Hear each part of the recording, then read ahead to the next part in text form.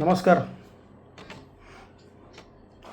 पुन्हा पावसाळा, पुन्हा त्याच समस्या, पुन्हा तेच राजकारण, पुन्हा त्याच बातम्या, पुन्हा त्याच घटना. आणि या सगळ्यामध्ये निष्पापांचा बळी. एक 11 वर्षाचा मुलगा गेला मिहान चेंबूरला, आणि कुर्ला पश्चिमेला निलवाडामध्ये एक 55 वर्षाचा गृहस्थ गेला. राजकारण सुरू झालं परत. जे पूर्वी सत्तेमध्ये होते आणि आता विरोधात आले ते सत्ताधाऱ्यांना प्रश्न विचारावे लागले, आणि जे पूर्वी विरोधात होते आणि सत्ताधाऱ्यांना प्रश्न विचारत होते ते आता डिपेंड करत आहेत. आणि सत्तेत असलेले मागच्या वेळी काय बोलत होते याचे व्हिडिओ येत आहेत समाज माध्यमांवर. प्रसारमाध्यमं नेहमीसारखं हातामध्ये कोलीत मिळाल्यासारखं बातम्या देत आहेत. कोणीतरी या समस्येवर खोलवर जाऊन विचार केला का हे असं का घडतं आहे. मुंबई तीच आहे का? पूर्वी मुंबईत झाडं नव्हती असा प्रकार आहे का? आहे. पूर्वी होती, आजही आहेत. काही बदल झाला की डांबराचे रस्ते जे आहेत ते आता सिमेंटचे करायला गेले. महापालिका ते काम करते. हे करताना काही संस्था आहेत, कृषी संस्था आहेत, तज्ज्ञ लोक आहेत, IIT सारखी संस्था आहे, यांचं तुम्ही मार्गदर्शन घेतलं का की हे सिमेंटचे रस्ते बनवताना या झाडांची कशी निगा राहिली पाहिजे? झाडं कापून तर चालणार नाहीत, ते आपल्याला श्वास आणि ऑक्सिजन देतात. याच्यावर उपाय काय? झाडांच्या अवतीभोवती एक रिंग करून, एक सीमारेषा आखून त्यांना मुबलक प्रमाणात पाणी जाईल अशी व्यवस्था करू शकतो का?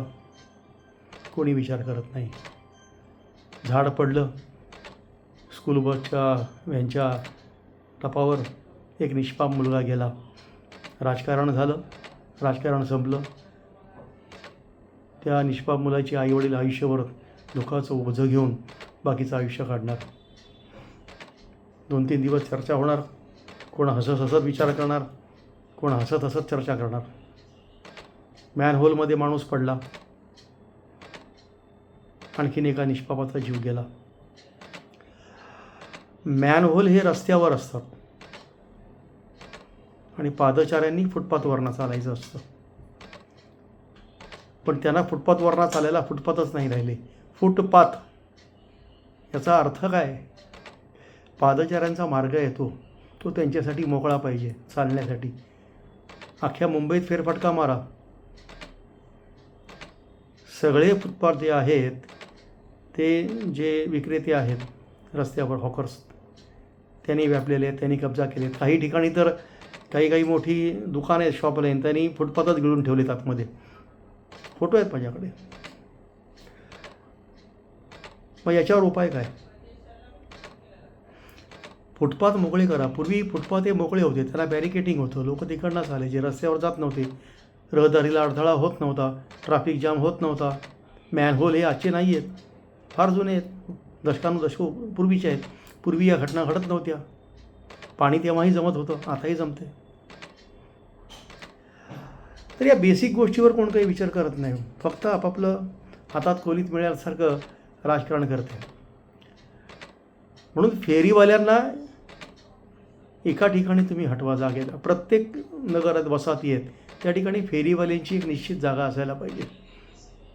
जो मेल तिकडे बसतोय आणि फुटपाथ अडवते.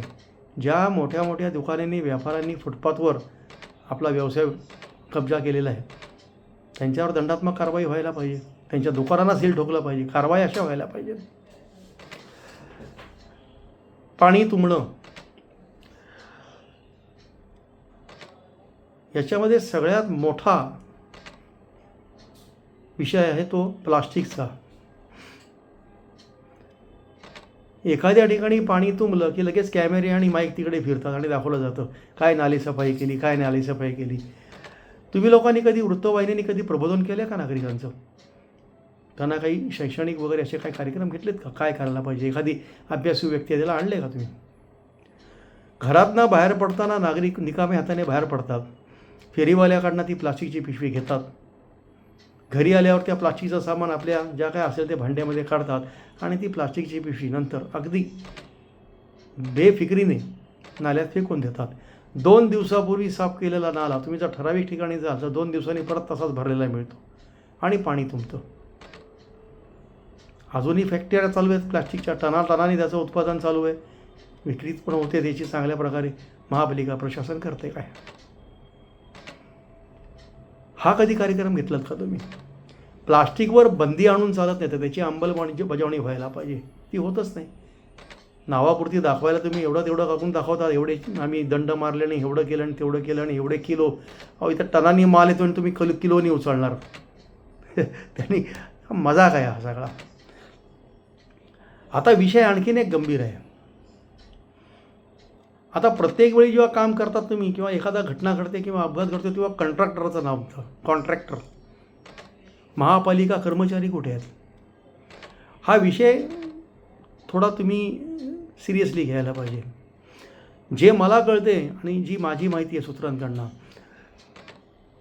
बरेचसे महानगरपालिकेचे जे कर्मचारी आहेत या विभागासाठी नेमलेले आहेत, हे आपल्या बदली दुसरा कर्मचारी असो जो त्यांचा स्वतःचा बदली कामगार त्याच्याकडनं हजेरी लावून कामं करून घेतात आणि याच्यामध्ये सगळे गुंतलेले आहेत. कारण यांचे पगार जे आहेत गलेलठ्ठ आहेत. म्हणजे 5 आकडी 6 आकडी यांना पगार आहेत आणि रोजगार एखाद्याला मिळतो बेरोजगार, त्याला नेमलं जातं. त्याला कुठला अनुभव नसतो. तुम्ही अनुभवी आहात म्हणून तुम्ही 6 आकड्यावर पोचलात. मग त्याला किरकोळ 10-12 हजार पगार देऊन ते पाठवतात आणि तिकडे हजेरी लागते. हा प्रकार अतिशय गंभीर आहे आणि हे सत्य आहे. ह्याच्यामध्ये सगळे मिळालेले आहेत. महानगरपालिकेच्या नवनियुक्त आयुक्त ज्या आहेत अश्विनी भिडे या कार्यक्षम अधिकारी आहेत. त्यांनी ह्या विषयावर लक्ष द्यायला पाहिजे. जे कर्मचारी स्वतः कामावर हजर राहून आपली सेवा बजावत नाहीत त्यांना सरळ सरळ बडतर्फ केलं पाहिजे. आणि याच्यामध्ये ते राव यांची कुठली संघटना आहे त्यांनी पण मध्ये येता कामा नये. तुमची संघटना असो, युनियन असो, तुमचं प्रथम दायित्व जे आहे ते नागरिकांतर्फे आहे, नागरिकांसाठी आहे. कारण ते जे पैसे भरतात, देश शुल्क भरतात, टॅक्स भरतात, त्यातनं हे सगळं चालतं. तुमच्या युनियनच्या सभासदांना पगार वगैरे मिळतो. आम्ही जो पगार देतो, आम्ही जे वेतन देतो त्याचा आम्हाला परतावा पुरापुरा मिळाला पाहिजे. 70% आसपास ही शक्य आहे की 70% आसपास महानगरपालिकेचे कायमस्वरूपी जे कामगार आहेत ते कामावर न जाता त्यांच्या बदली काही लोकांना पाठवतात. मग ते पाठवत असतील मग त्यांनाच कामावर ठेवा. हे कशाला पाहिजे? हे विषय आहेत ना, हे विषय खरं तर माध्यमांनी घेतली पाहिजेत, अभ्यास करायला पाहिजे. पण तुम्हाला नुसतं खोली TRP, सबसे पहिले मैं सबसे बेटर, आणि ते दाखवण्याच्यात काय पण दाखवा. आता ते न्यूज 18 म्हणून आहे, न्यूज 18 इंडिया 18 म्हणून कार्यक्रम आज सकाळी मी बघितला आणि ती कोणतरी शिवानी पांडे म्हणून होस्ट आहे, तिने कार्यक्रम घेतला. बरं, त्यांनी ज्यांना आमंत्रित केले ते कोण आहेत? आसिफ भामला, आनंद दुबे, भावना जैन, कृष्णा हेगडे, त्याच्यामध्ये एक पण मराठी नाही आहे. मुंबईचे प्रश्न मांडायचे आहेत तुम्हाला, महाराष्ट्राच्या राजधानीचे. मराठी माणसाचं जे स्थान आहे मूळ, तिथे एकही मराठी माणूस नाही तुम्हाला उत्तरं द्यायला. सगळे जैन, हेगडे, दुबे, भामला. काय प्रकार आहे? काय मजाक लावताय का तुम्ही? परत दिल्लीत बसून त्या पांडेला काय कळणार आहे काय मुंबईची अवस्था काय? तिचं वय काय 22-25. राजकीय पक्षांनी याबाबत आपलं दाखवलं की ते किती याबाबत सिरियस आहेत. कारण त्यांचे प्रवक्ते जे यायला पाहिजे होते ते मराठी यायला पाहिजे होते, ज्येष्ठ यायला पाहिजे होते, अनुभवी यायला पाहिजे होते. याच्यामध्ये कोणालाच काही इंटरेस्ट राहिला नाही. जो 11 वर्षाचा मुलगा गेला ते बिचारे आई वडील आता कर्मानीच गेले ना. ते आयुष्यभर त्यांना ओझं, फक्त त्याचा फोटो लावायचा, त्याच्याकडे बघून आयुष्य काढायचं, रडायचं. तुमच्या घरात काय झालं आहे? आणि मग ही चर्चा करताना तुमच्या तोंडावर हसू होतं. काल असा प्रकार झाला नाही का तसा, आणि हसून दाखवते. शरम वाटायला पाहिजे तुम्हाला. पण ज्याच्यावर हा प्रसंग ओढावतो त्याच्या घरात काय होतं हे तुम्हाला कळायला पाहिजे. जो व्यक्ती मेला दुसरा, असलम का कोणतरी, त्याच्या घरात काय परिस्थिती असेल. कॉन्ट्रॅक्टरच्या नावावर खपू नका. महानगरपालिकेचे कर्मचारी काय करतात? नाले तुंबतात, नालेमध्ये कचरा भरण होतो. नाले हे जे काय तुमचं ड्रेनेज वॉटर आहे किंवा स्ट्रॉम वॉटर आहे हे पास करण्यासाठी आहे समुद्राकडे. ते कचरा फेकण्याचा नाही. मग तिकडे उंच भिंती उभ्या करा, लोकांना शिकवा, दंड असा लावा की परत लोकांची हिंमत होणार नाही. कर्मचारी उभे करा ना तिकडे. तुमच्याकडे भरपूर कर्मचारी आहेत, म्हणजे सफिशियंट आहेत या गोष्टी सगळ्या. आणि हे केलं तरच या समस्या सुटणार आहेत. चॅनलवाल्यांना बाईट देऊन तुमचे प्रश्न मिटणार नाही आहेत. त्यांचा TRP वाढेल, त्यांचा पैसा वाढेल. पण आम्ही जी लोक आहोत, आम्ही जो तुम्हाला कर भरतो, त्या कराच्या बदल्यात आम्हाला तुम्ही काय देताय? आज आमची मुलं जेव्हा शाळेत जातात, ती मुलं शाळेतून परत येईपर्यंत त्यांचे आईवडील टेन्शनमध्ये असतात. काय होईल काय होईल. पण ही अशी अवस्था फक्त चेंबूरमध्ये नाही, पूर्ण मुंबईत झालेली आहे. कित्येक झाडं पडली, म्हणजे शेकडो झाडं पडली. का पडतात ही? याच्यावर काय उपाय काय आहे?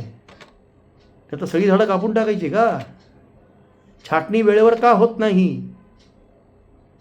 कोण जबाबदार आहे त्याला? त्या अधिकाऱ्यावर नुसतं त्याला तुम्ही सस्पेंड करताय, त्याला बडतर्फ करून त्याच्यावर मनुष्यवधाचा गुन्हा का दाखल होत नाही? माणसाच्या जीवाला किंमतच नाही का?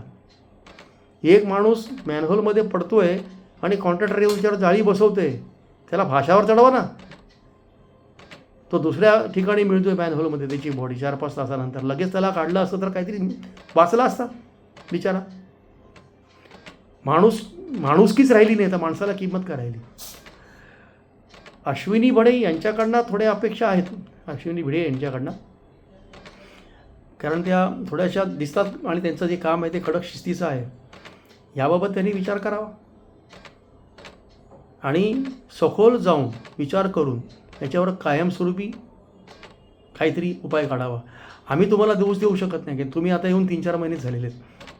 पण तुम्ही अभ्यास कराल, अभ्यासकांना बोलवाल, काही मोठ्या संस्थांचे जे विशेषज्ञ आहेत त्यांची मदत घ्याल आणि हा विषय राजकारण तर होत राहील.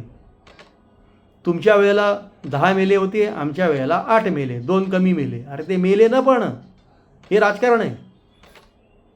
तुम्ही जेव्हा सत्तेवर होता तेव्हा वार्षिक बलात्काराची संख्या 60 होती, ती आता 56 झाली. अरे काय मूर्ख बनवत आहे का लोकांना? तर याच्यावर काहीतरी कायमस्वरूपी समस्येवर समाधान मिळालं पाहिजे, हीच अपेक्षा आहे. नाही तर नेहमीच येतो पावसाळा, नेहमीच मुंबईची तुंबई होते. चॅनलवाल्यांना TRPसाठी मिळतं खाद्य आणि राजकारण्यांना आपलं राजकारण करण्यासाठी खाद्य मिळतं. हे तेच थांबावं लागेल. काल तेच होतं, आज तेच आहे, उद्याही तेच होईल. नमस्कार.